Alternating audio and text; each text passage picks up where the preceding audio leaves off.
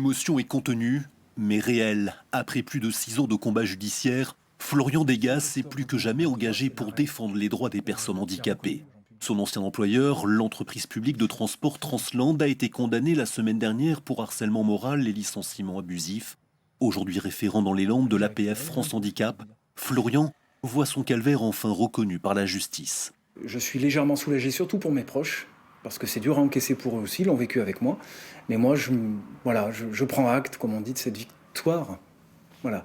Mais j'ai beaucoup trop souffert pour être heureux pour l'instant.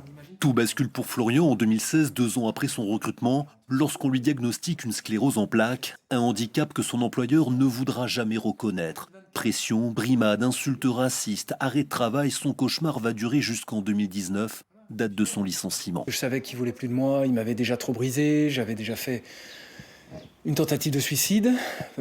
J'étais hospitalisé en clinique à Bayonne psychiatrique, avec d'autres collègues malheureusement.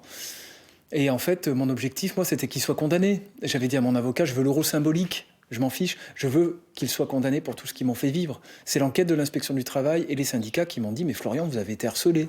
Le combat judiciaire de Florian n'est pas terminé. Les entreprises publiques de transport Transland et la RRTL sont aujourd'hui mises en examen pour harcèlement moral. Le cas de Florian ne serait pas isolé. Le syndicat UNSA ne cesse de dénoncer un climat délétère dans l'entreprise depuis des années. Le taux d'absentéisme dans l'entreprise qui est de 12%, qui est supérieur à la moyenne nationale. La tension est énorme. Hier, j'ai déposé une alarme sociale parce que tous les salariés, avec l'affaire de Florian, sont mobilisés et la parole commence à se libérer dans l'entreprise. On est tous des Florians, en fait, dans l'entreprise.